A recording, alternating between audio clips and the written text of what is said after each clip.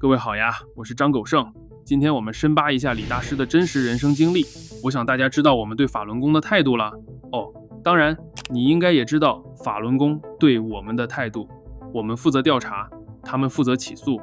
所以這期發出去，大師人設崩不崩不好說。節目遭到大師發功，海量舉報點踩，大概率會發生。辛苦大家順手點個讚，一個讚抵一次發功。點讚、評論、轉發3件套，直接給狗剩開個金鐘罩。這期轉發文案我也替大家寫好了，咱們轉發的時候就寫張狗剩百集巨制揭秘法輪功第1季第1集，震撼上線。不過目前只有您今天看到的這一集，剩下99集狗剩已經化身99個法相，在高維空間制作，發布到不乾淨世界了。普通人的肉眼暫時看不見，只有修煉圓滿之人可以看到。今天這期狗剩着實翻了不少原始材料，今天咱们就来看看一個原名李來，靠吹小號起步的普通人是怎麼一路改名字、改生日、改簡歷，最後把自己改成了宇宙主佛李洪志。1952年7月7日，吉林公主嶺鎮，一個男孩出生了。他出生時名叫李來，家裡人叫他小來子。文革時期，學生中曾流行把名字改得更有革命氣勢一點，所以李來在中學那會兒把自己名字改成了李洪志。李大師父親後來在鐵路系統當醫生，也算是個體制內吧。不過父母很早分開了，母親帶着幾個孩子過日子。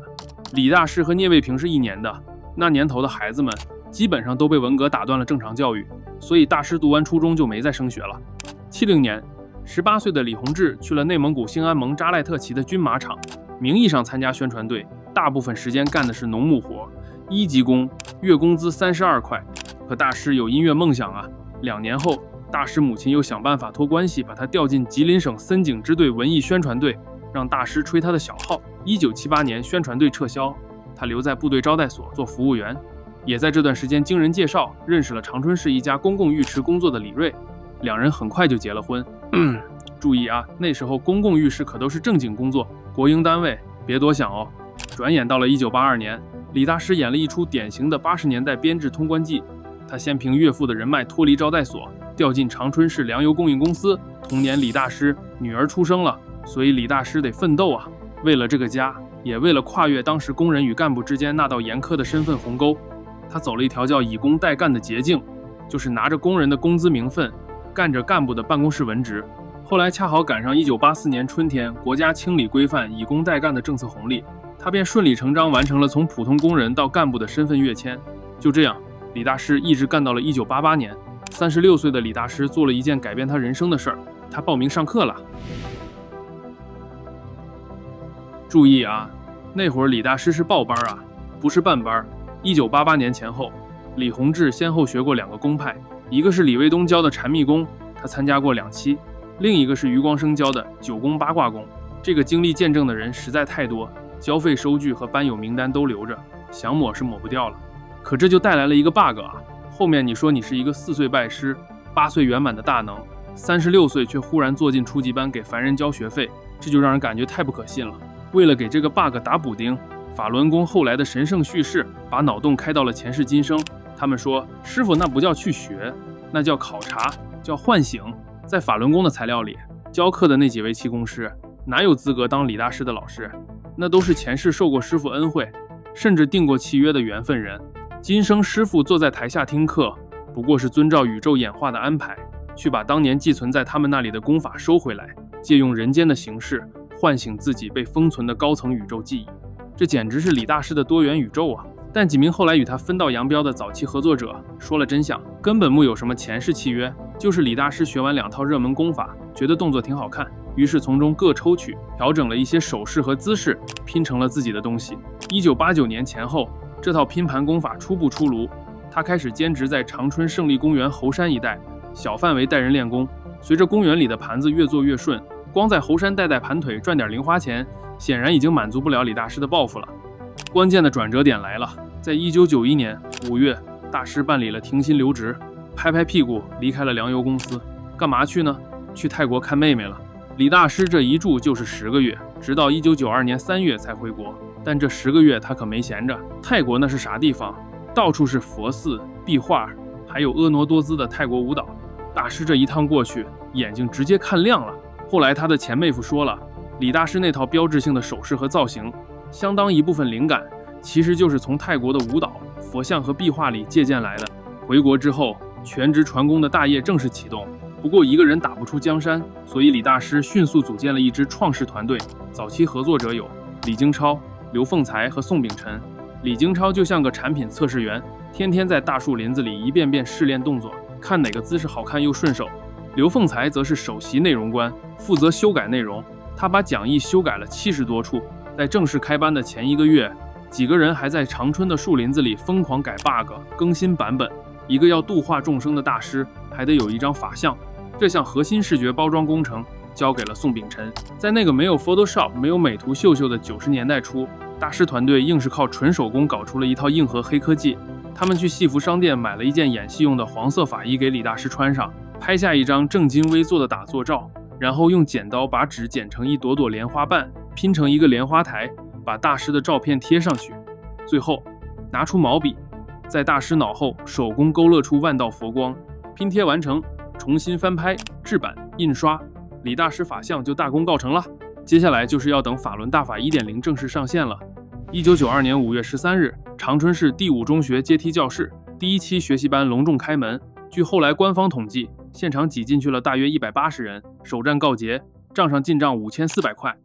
第1期班賣了5400塊，賣得不錯。可當時的中國氣功界那叫一個神仙打架，滿公園都是自稱通天徹地的大師，你光靠幾套拼盤動作和幾張手工剪紙做出來的法相，想在強敵環伺的大師江湖裡殺出重圍也不夠看啊！你得給大夥編一個能把全宇宙都鎮住的出身故事。於是在1993年，《中國法輪功》這本書正式出版了，書末附了一篇題為《法輪旋轉新天地》的人物特寫。這份材料就是李大師第一份公開的神聖履歷，後來經過幾次修改，又塞進了轉法輪裡。書裡是這麼寫的：李大師4歲那年，佛家一位叫全覺的高人就把他收為獨傳弟子。8歲的時候，他就已經修煉圓滿。到了12歲，道家的八極真人主動上門接着教他。再往後還有真道子以及一位佛家女師傅輪流指導，名師出高徒，神通自然也少不了。書裡還說李大師8歲就能隱身，能把正在打架的人定在原地，還能隔空把木頭裡的鐵釘拔出來，甚至能升到半空中。有一次，他的書包被鎖在教室裡，大師念頭一動，直接穿過鎖好的門窗進了教室，拿了書包念頭再一動，又穿了出来。為了讓人相信這些，他還增加了很多細節，說有一次李大師穿窗穿到一半，居然卡在了玻璃窗裡，滿身都是玻璃碴，最後又得再發動意念才算強行脫困。這份神聖履歷在後來的歲月裡還經歷了多次動態修剪。早期版本裡，為了打造親民人設，書裡說小李洪志從小劈柴做飯照顧弟弟妹妹，活脫脫一個80年代雷鋒式的先進少年。可等後來要往高層宇宙拯救者的方向包裝了，這些煙火氣就顯得太俗了。於是個人生活被大面積塗抹，妻子、女兒、糧油公司以及岳父幫忙調工作，這些接地氣的凡人往事通通被邊緣化甚至隱去。當時身邊有早期合作者看他說的神蹟，覺得寫得太過了，私下問他說：“你把簡歷寫得這麼誇張，不怕露餡嗎？”李大師倒是耿直，脫口說了句大實話：“不說大點兒也沒人信啊。”那有人就好奇了，既然吹得這麼神，現場展示一個唄。當時有記者找到李大師，說：“您不是有神通嗎？來吧，展示。”李大師一聽就急眼了，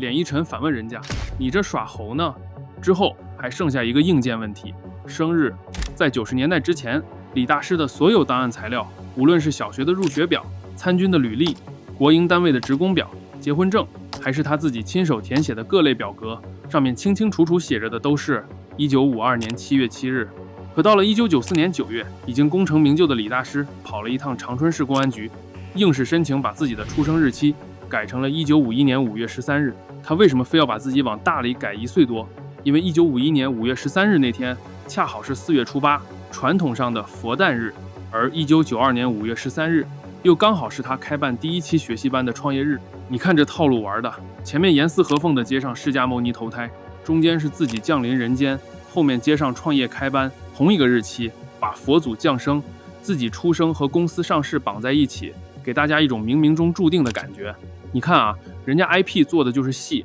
至此，宇宙主佛李洪志的包裝工程竣工。接下來要想把這門生意做到全國，做到1000萬級的規模，你還需要結合中國特色，讓體制給你背書。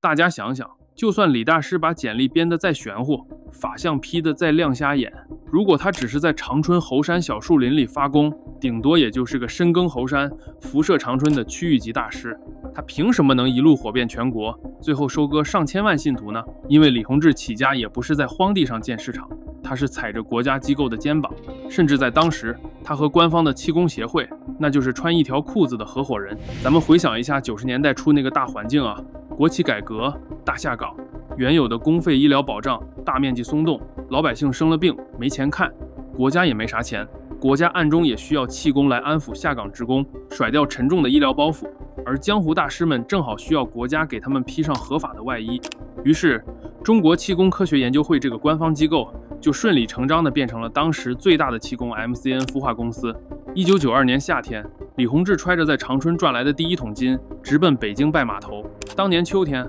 法輪功就順順利利地掛靠進了氣功協會，成了直屬公派。你以為氣功協會是白給他背書的嗎？想啥呢？這就是一門包賺不賠的抽水生意啊！大師出去辦班賺錢，氣功協會給你蓋章、開介紹信、借場地，然後大家坐下來再分錢。當時氣功協會那是真通過李洪志撈了不少呢，一般是对半分。後面大師火了，李大師要多分，地方承辦方、氣功協會和李大師，大家為了門票錢怎麼分成，經常在後台爭得面紅耳赤。雖然分賬不均，偶爾吵架，但在做大群眾市場這件事上，官方背書和大師發功配合的可是相當默契。當然能把這門生意做大，李大師也離不開一幫懂行的體制內鐵粉。輪子帝國當時的核心人物叫李昌，公安系統出身，還有鐵路系統的工程師王志文。李洪志負責在台上制造神蹟，這幫體制內的老油條就負責在台下跑關係、走審批。在這幫人的運作和氣功協會的利益捆綁下，李大師拿獎拿到手軟。1992年和1993年的北京東方健康博覽會上，官方直接給李大師發了邊緣科學進步獎，最受群眾歡迎气功師。甚至在1993年，公安部主辦的報紙專門表揚他，中華見義勇為基金會還給他發感謝狀。最搞的是，他竟然大搖大擺地走進了中國人民公安大學的禮堂去講課，台下烏壓壓坐着2000多人。就這麼，李大師大法帝國飛速成長。根據稅務部門後來查他稅公布的數據，李大師在全國瘋狂跑學辦了50多期班，逃稅的數額是280多萬。這還只是查到的，在大家月工資才幾百塊的90年代初，這是妥妥的暴力印鈔機啊！但這蜜月期沒過幾年，李大師就不爽了，到處跑場子辦面授班，人太累了，你會老，會說錯話，被記者逼急了還得翻臉，而且一次只能待在一個城市，割韭菜的效率簡直太低了，而且賺的門票錢還得跟氣功協會這幫大爺分。李大師覺得自己的盤子已經做大了，憑什麼還要受你們的盤剝呢？要想把生意做到幾千萬人，把利潤100%留在自己兜裡，需要來一次商業模式的史詩級升級。於是1994年12月，在廣州辦完最後一期面授班後，正在瘋狂進賬的李大師突然宣布，咱以後不辦班了。這可不是隱退啊，因為那會兒他發現了一種更先進的商業模式，靠氣功免費引流，然後賣周邊掙錢，這才更賺呀。1995年1月，在公安大學禮堂，李洪志舉辦了《轉法輪》這本書的首發式，這樣賣書、賣音像製品的錢全是大師自己的，再也不用給氣功協會交保護費了。而且這本《轉法輪》在那個高度不確定的年代，給人們確定性。他告訴老百姓，宇宙的根本特性是真、善、忍。你做的好事叫德，幹的壞事會變成黑色的業力。你今天下崗了，沒錢了，得絕症了，那不是社會出了問題，不是你倒霉，那是在消業，是在還你前世的債。只要你跟着我吃苦修煉，最後就能圓滿結算。咱們今天嘲笑給你發大紀元時報的大娘，笑他們嘴裡只會說法輪大法 is good， 覺得這些大媽們很滑稽。但你回到90年代初去看看他們的處境，從熟悉的廠礦企業調進冷漠的陌生城市，子女下崗，自己一身慢性病又看不起醫生。這時候公園裡每天早上有人免費帶你練功，有人陪你讀書，你要是哪天腰疼沒去，還有人特意上門關心你，大姐今天咋沒看見你呢？這種廉價甚至免費的社交撫慰擊穿了下沉市場老百姓的心理防線。很多人一開始根本聽不懂什麼高維空間，他們練完功出了汗，晚上確實睡得香了，腰也沒那麼疼了。這種好轉感是真實的，這是群體互助、規律作息帶來的正常效果。但你那段時間正好在練法輪功，你會把這一切歸功給練功。就這樣，書把教義像病毒一樣複製出去，體制內骨幹組成的網絡把書送到全國每一個角落。按照官方後來的統計，當時全國已經有了39个輔導總站，1900多個輔導站和28000多個練功點。根據1999年相關部門清查的統計數據，從1993年到1996年期間，經正規或半正規渠道出版的各類法輪功圖書共11種，累計發行量218萬冊，總銷售額達1700餘萬元人民幣。還有別的周邊呢，練功與教具、用品、卡片，這些玩意兒更是多到無法統計。到了1996年，李大師的生意完成了從辦班到賣周邊的史詩級升級，按理說可以關起門來躺着數錢了。可這時候老東家不樂意了，氣功協會找上門來，要查賬，要抽成，還提出要在法輪功內部建立黨支部。前兩條是要從大師兜裡往外掏錢，最後一條就難辦了。一個剛在轉法輪裡把自己寫成超越釋迦牟尼的宇宙主佛，頭上怎麼能做一位黨支部書記呢？這張組織架構圖實在是不好畫啊。所以96年3月，雙方正式分手。官方的版本是協會撤銷了法輪功的會籍，大師的版本是自己主動退出。誰甩的誰其實不重要，反正這對互相成就的老搭檔走到頭了。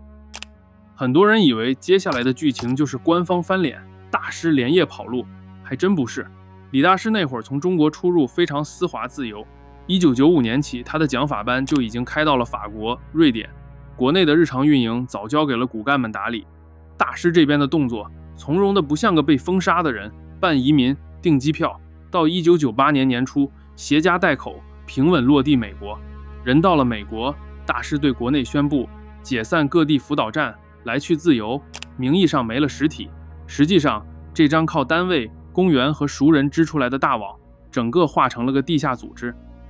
也是在這幾年，法輪功摸索出了一套對付負面報道的獨門手藝，就是給我圍起來。哪家媒體說了不中聽的話，就組織學員上門討說法。而且這套打法在初期居然嘗到了巨大的甜頭，獲得了源源不斷的正向反饋。從1996年到1999年，據不完全統計，法輪功組織了不下幾百次對媒體、學校和地方機關的群體圍攻。這裡面最經典，直接給大師和信徒打了一針過量強心劑的，就是1998年5月的北京電視台事件。這事兒的起因說出來特別小，當時國家體育總局剛出了個新政策，說氣功師以後也得像醫生一樣考證上崗。北京電視台有檔新聞欄目叫北京特快，欄目裡一位24歲的實習導演李波就照着這個由頭做了期節目，名字叫上崗證能否掃淨假氣功。年輕人業務熱情高，還不知道這潭水有多深。李波扛着機器去了紫竹院公園，採訪晨練的法輪功學員，又採訪了物理學家何作修。學員們對着鏡頭那叫一個意氣風發啊，表示咱這功法可不一般，什麼癌症都能治。何作修聽完直搖頭，說這些說法實在離譜。許多京城百姓對氣功和氣功師近乎迷信的熱情，主要是抗癌，這個治癌。筋性多高，功多高，你功上來以後，你身體自然就變化就特別好了。你不要說老師這功有多大，老師這功沒法說高大無比。節目就這麼播出去了，這還得了啊！觸碰了大師的龍鱗啊！幾天之內，前後後1-2000名學員把北京電視台圍得水泄不通。遠在美國的大師還親自打電話回來抓落實，嫌第一天到場的人太少，撂下一句：人這麼少，還不如不去。你還別說，這支隊伍素質是真高，不喊口號，不拉橫幅，不堵大門，就那麼安安靜靜地圍着，用純粹的人數施加無形的壓力。北京電視台當場就懵了，那年頭一家事業單位哪見過這陣勢？為了息事寧人，台裡第2天就把實習導演李波給開除了，欄目制片人也跟着離開了電視台。隨後還重新制作播出了一期替法輪功正名的節目，高層專門出面道了歉。順便說一句，那位離開的制片人叫王長田，他出來之後自己創業，辦了家公司叫光線傳媒。所以嚴格論起來，中國民營影視的半壁江山裡還真有大師的一份功德。這一下整個法輪功陣營徹底沸騰了，這正向反饋太強烈太刺激了呀！大媽們互相傳，看連北京電視台都被咱們講真相給說服了。師傅的法力太大了，只要咱們人夠多，站得夠久，官方也得低頭。隨後齊魯晚報、遼寧日報、南方日報，只要哪家媒體敢寫一篇批評文章，隔天大門口就會被一堆人圍得嚴嚴實實。而多數地方媒體和單位為了多一事不如少一事，也就紛紛選擇道歉撤稿了。這一次次勝利讓整個組織真以為自己拿捏住了體制的軟肋。李大師貌似也真信了這套方法論，他覺得只要人海戰術用得夠熟練，就能把地方官僚嚇退，逼國家承認它的合法性。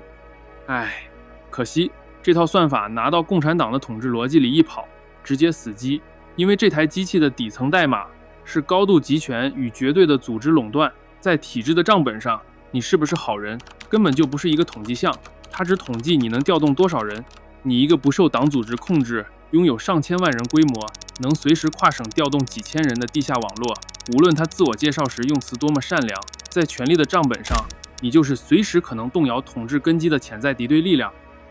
99年4月，天津教育學院的刊物又發表了合作修批評法輪功的文章，已經被過往勝利沖昏頭腦的信徒們再次輕車熟路地啟動了動員機器，數千人殺向天津。他們本以為這又是一次像北京電視台那樣的例行勝利，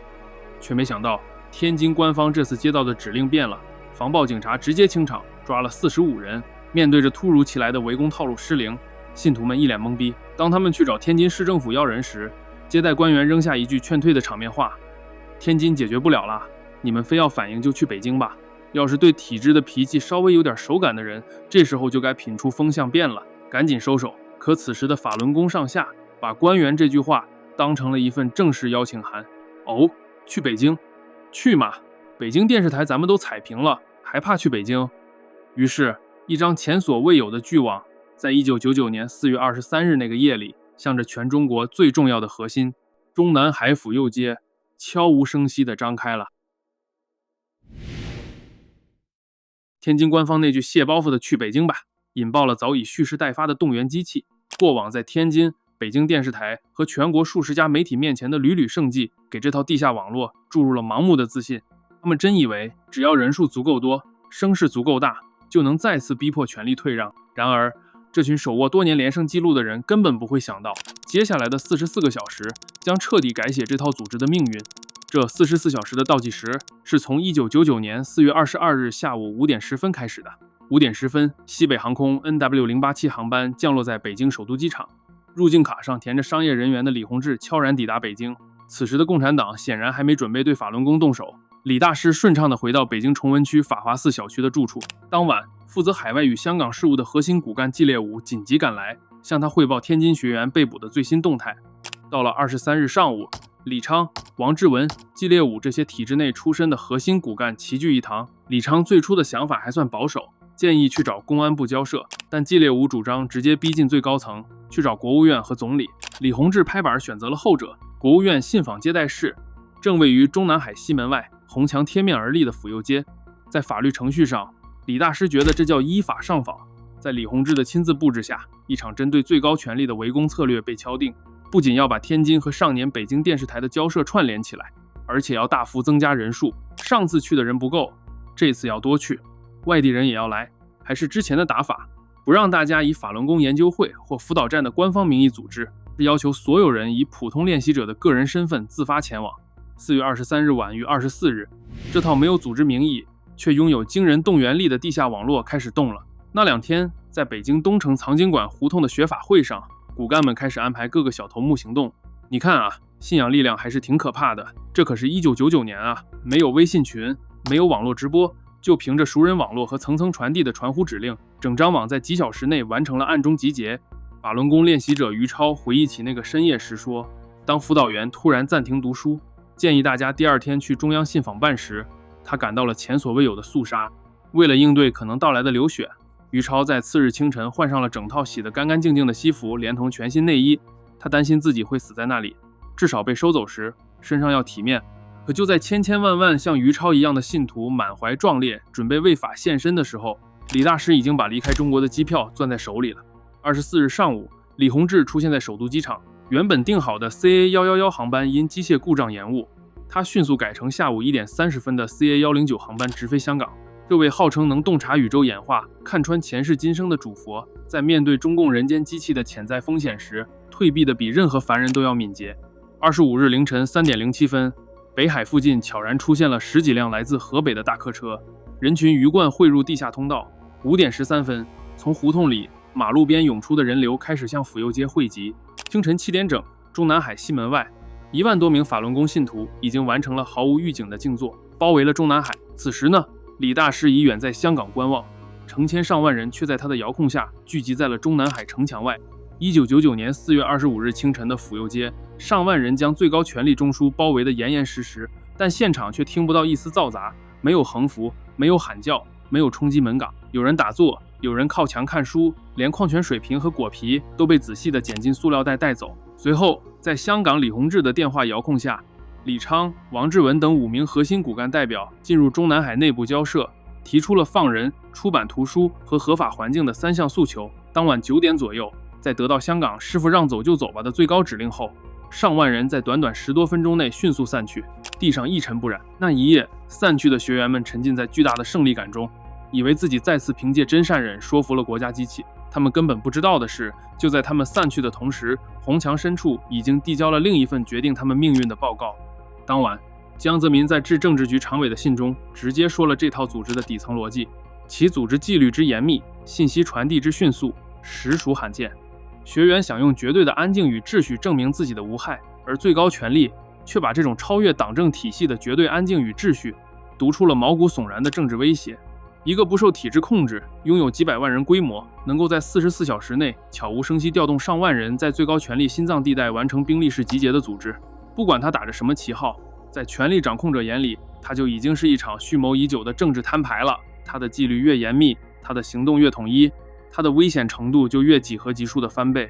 當44小時的硝煙散去，府右街恢復了往日的平靜，沉浸在所謂勝利幻覺中的信徒們並不知道，這一天並沒有為他們迎來所謂的自由，反而徹底拉響了最高權力的警報。府右街內44小時的圍攻引爆了國家機器從64帶來的政治 PTSD。不到2個月後的6月10日，一個專門處理法輪功的跨部門機制成立，這就是後來大名鼎鼎的610辦公室了。公安、安全、宣傳、出版、街道、婦聯，整個龐大的體制被喚醒了。緊接着7月20日，全國開始大抓捕。7月29日，公安部要求國際刑警組織發出對李洪志的跨國通缉令，但被駁回了。北京當時的應對思路還是老樣子，全網封殺，抓捕骨幹，給最高規格的政治定性。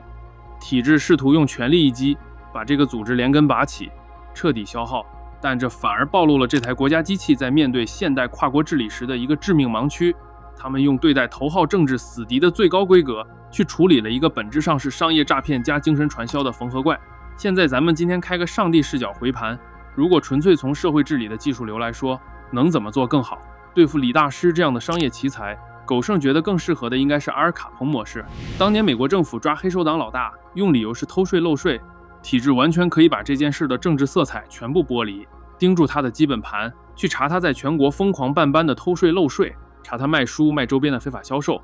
去幫那些聽信他宵夜理論、拒不吃藥而死掉的受害者家屬去美國要求他连带民事索賠。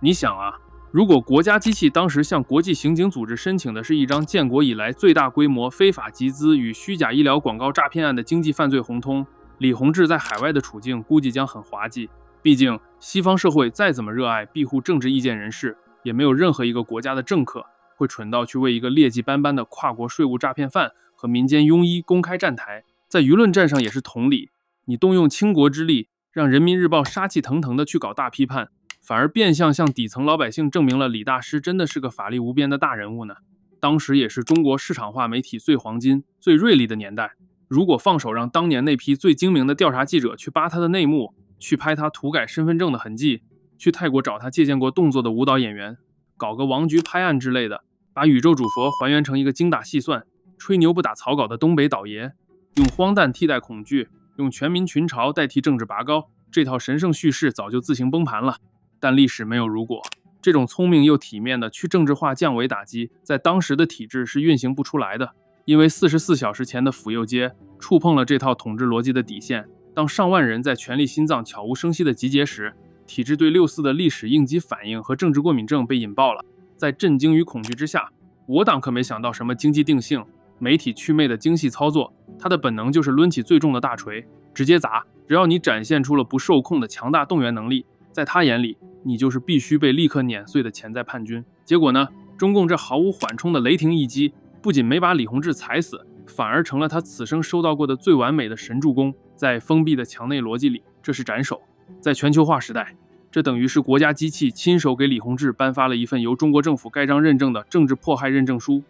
之後，大紀元、新唐人、神韻藝術團一個個開起來，一個原本依附於國內體制縫隙的地下草台班子，在大洋彼岸被重塑成了一頭包括政治游說、媒體矩陣和文化商業於一體的海外反共巨獸。體制本想一腳踩碎這朵獨孤，結果卻因為僵化的體制，在無意間為李大師搭建了一個可以無縫運轉、享受終身資金紅利的產業帝國。李大師可以拿着這張免死金牌，在大洋彼岸舒舒服服地數着美元，坐穩他的宇宙主佛。但在1999年的國內，這台失去制衡的國家機器卻實打實地碾向了無數沒跑掉的練習者。公安抓核心人物，出版系統清查图書，電視台循環播放批判節目，單位找職工談話，街道找家庭清算。法輪功當年靠單位公園和熟人織出來的網，被國家用更龐大的單位和街道系統反向掃蕩。當年年底，核心骨幹全被判刑，李昌被判18年，王志文16年，季烈武12年。節目最後，我們說一個連名字都差點沒留下的小人物，他叫李有林，吉林東遼縣的一個自行車修車匠，一位法輪功練習者。99年5月21日晚上，47歲的李有林幹完活，洗掉手上的機油，平靜地對妻子說：“明天是我師父的生日，我去山上給他燒燒香。”2天後，人們在村外山上發現了他的遺體，他上吊了。他腳下端端正正擺着那張剪紙蓮花配手繪佛光的法像，前面是7柱燒盡的殘香。那天正是當年的農曆4月初8，那個李洪志修改過的生日。之後，大洋彼岸的李大師為了不沾染麻煩，直接甩出一句最高指示說：“他不按師父的要求做，他就不是弟子。你病好了，那是師父法身保護；你傾家蕩產，丟了性命，那是你業力太重，你就不是我弟子。大師永遠偉光正，代價全部歸凡人。”一個糧油公司的普通職工，靠着一次次修改簡歷，把自己改成了宇宙主佛，如今在美國的莊園裡安心數着美元。一個修自行車的普通人，因為毫無保留的相信，失去了生命。希望當未來我們在人生的低谷裡被生活撞得頭破血流時，如果再有個滿嘴高級詞彙的大師走過來，讓你交出腦子換取完美救贖，請不要相信。好了，今天着實有點沉重啊，李大師估計又開始給我們發功了。你看到這，說明節目還沒下架。感謝各位觀眾老爺們順手點讚、轉發3連，給真相上炷香，也給狗剩套個金鐘罩。為了防止可能的訴訟，狗剩把節目所有信息出處都列了出来，放在說明欄了。要是非要訴訟的話，那就來吧。我是张狗剩，咱們下周再見了。